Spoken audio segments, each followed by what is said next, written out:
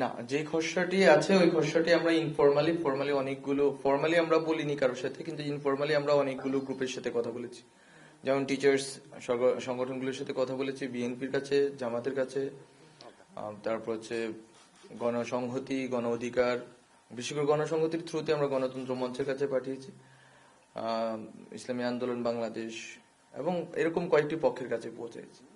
এবং এটা গত 3-4 দিন আগে ওনাদের কাছে পৌঁছানো হয়েছিল। ওনাদের মন্তব্য পেয়েছি, কিন্তু ওনাদের মন্তব্যের জায়গাটা যদি সংশ্লেষণ করা হয় সেটা হচ্ছে এই জায়গায় যে ওনারা ঘোষণাপত্রটি অধিকাংশ ক্লজেই ওনারা একমত, কয়েকটা ক্লজে ওনাদের দ্বিমত আছে। এই দ্বিমতগুলো ওনারা ওনাদের পার্টির ইন্টারনাল ফোরামে এবং এক্সটার্নাল বিভিন্ন বিশেষজ্ঞদের সাথে কথা বলে এটা নিশ্চিত হতে চাচ্ছেন এবং ওনারা নিজেরাও কিছু প্রস্তাব দিতে চাচ্ছেন। ফলত আমরা মনে করি একটা সর্বদলীয় একটি বৈঠকের ভিতর দিয়ে এটা হইলে এবং ছাত্ররা যদি সম্মতি দেয় এবং ঐক্যবদ্ধভাবে এটা যদি করা যায় তাহলে এটা জাতীয় ঐক্য ধরে রাখা যাবে এবং এই ঘোষণাপত্রটি মনে করি ফলপ্রসূ হবে। দ্বিমত তো বেসিক্যালি দ্বিমতের ইস্যুগুলো তো তারা এখনো তাদের এক্সপার্টদের সাথে কথা বলছেন যে কোন কোন বিষয়গুলোতে তাদের দ্বিমত থাকতে পারে, কিন্তু আমরা আসলে এখনো ক্লিয়ার না তাদের দ্বিমতের জায়গাগুলো কি হতে পারে, সেটা আলোচনা সাপেক্ষে আমরা জানতে পারবো। গত তিনটি নির্বাচনে বলতে 18 সাল ইলেকশনে তারপরেও একটি বিষয় আছে যে রাজনৈতিক দলগুলো অংশগ্রহণ করেছিল এবং প্রতারিত হয়েছে। তো কিন্তু আমরা মনে করি যে জাতীয় পার্টির ভূমিকা সম্বন্ধে অলরেডি আমরা স্পষ্ট, যেহেতু আমরা তাদেরকে কোনো মিটিং এ ইতিমধ্যে ডাকিনি, এই বিষয়ে তাদের পরামর্শ বা তাদের সাথে কথা বলা আমরা যৌক্তিক মনে করছি না বা প্রয়োজনীয় মনে করছি না। আর বাম দলগুলোর ভিতরে তো অনেক দল আছে, বামপন্থী সংগঠনগুলো আছে অনেক, কিন্তু যে সংগঠনগুলো গণ অভ্যুত্থানের সাথে সহযোগী ছিল এবং অংশগ্রহণ করেছেন ওনাদের সাথে অবশ্যই কথা হবে। ইতিমধ্যে আমি তো বলেছি গণতন্ত্র মঞ্চে একটি বাম দল রয়েছে বা আরো বামপন্থী যারা সংগঠন আছে, বামপন্থী টিচারদের বা সিভিল সোসাইটি আছে, সবার সাথে কথা হবে। যারা আমাদের গণ অভ্যুত্থানের পক্ষ শক্তি, গণ অভ্যুত্থানের পক্ষে যাদের স্পষ্ট অবস্থান ছিল এবং আছে, তাদের সবার সাথেই কথা বলার আমরা চেষ্টা করব। সবার সাথে তো আসলে ফিজিক্যালি এবং সবাইকে ডেকে নিয়ে কথা বলা সম্ভব না, রিপ্রেজেন্টেশনটা যাতে সবার থাকে এটা আমরা নিশ্চিত করব। বাংলাদেশের প্রাচীন রাজনৈতিক দল তো আছে, ঠিক আছে, এটা তো তর্কের বিষয় না। বিষয় হচ্ছে আপনার তাদের সাথে তো আমি বললাম তারা গণ অভ্যুত্থানে অংশগ্রহণ করেছে, এই ভিত্তিতে তাদের সাথে কথা হবে। গত কথা হয়নি, কথা হবে। বিষয়টা হচ্ছে যে we want to recreate the whole 13th of 3rd August or হচ্ছে 5th August।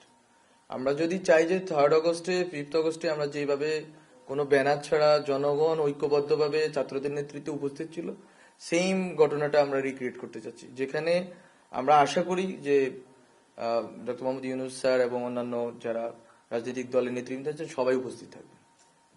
Doctor Mohammad Yunus sir উনিও উপস্থিত থাকার সম্ভাবনা আছে। এটা মূলত 5 আগস্টে যদি আমরা থাকতাম তাহলে স্টুডেন্টদের দিক থেকে আমরা যেটা পেয়েছি, 5 আগস্টে যদি আমরা থাকতাম, ওখানে যদি আমরা বিকালে ঘোষণাপত্র দিতাম বা এর 2 দিন পরে দিতাম, যেই মোমেন্টটা হয়তো ওই মোমেন্টটা আমরা ক্রিয়েট করতে চাচ্ছি। ফলে তো ওখানে ছাত্রদের নেতৃত্বে থাকবে কিন্তু সব রাজনৈতিক দলের রিপ্রেজেন্টেশন থাকবে, ডক্টর মোহাম্মদ ইউনূস স্যার থেকে শুরু করে রাষ্ট্রের বিভিন্ন যারা দায়িত্বশীল আছেন, বিশেষ করে অ্যাডভাইজারি কাউন্সিলের অ্যাডভাইজার, ওনারাও থাকতে পারে। আপনারা আজকে মির্জা ফখরুল ইসলাম আলমগীর, বিএনপির মহাসচিব, ওনার বক্তব্য দেখেছেন। ওনার বক্তব্য দেখলে আপনারা বুঝতে পারবেন যে উনি ইতিবাচক আছেন। আমরা তো প্রক্লেমেশন নিয়ে কথা বলছি,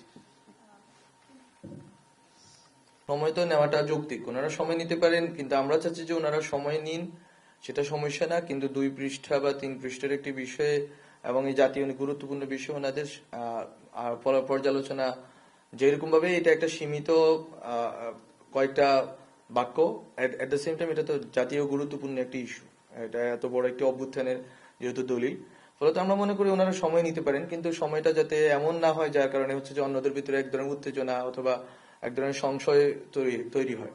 ফলত সবাইকেই এক ধরনের সংযমের দিকে যেতে হবে। ছাত্ররা যেরকম কালকে ডেডলাইন ঘোষণা করেছে, ছাত্রদের দিক থেকে তো আমরা এক ধরনের চাপ অনুভব করছি যে কালকে আমরা কালকে তো দিতে পারছি না। আবার বিএনপির জায়গা থেকে ওনাদের দাবিও যৌক্তিক যে ঠিক আছে সময় লাগবে, ওনাদের একটু বোঝাপড়ার দরকার আছে, অন্যান্য স্টেক হোল্ডারদের সাথে কথা বলা দরকার আছে। কিন্তু সব মিলিয়ে আমরা চাচ্ছি যে সময়টা ওনারা সব পর্যালোচনা করেই বৃহস্পতিবার পরশু বসেন আমাদের সাথে, ডক্টর মোহাম্মদ ইউনূস স্যার উপস্থিত থাকবেন এবং বসে কথা বলেন। ওনারা যত ধরনের পর্যালোচনা আছে সবগুলো এই ইতিমধ্যে যেহেতু যাবে সবার কাছে, সবাই বসে কথা বলেন। কথা বললে হয়তো এটা একটা আমরা স্পষ্ট হয়ে যেতে পারবো যে কোথায় আমরা গিয়ে দাঁড়াতে চাচ্ছি এবং কতটুকু কাটছাট অথবা কতটুকু যোগ বিয়োগ করতে হবে।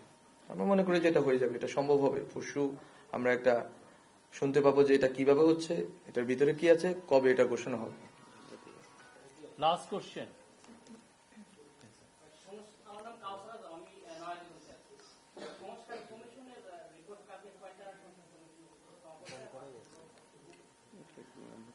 ভাই বলে দাও।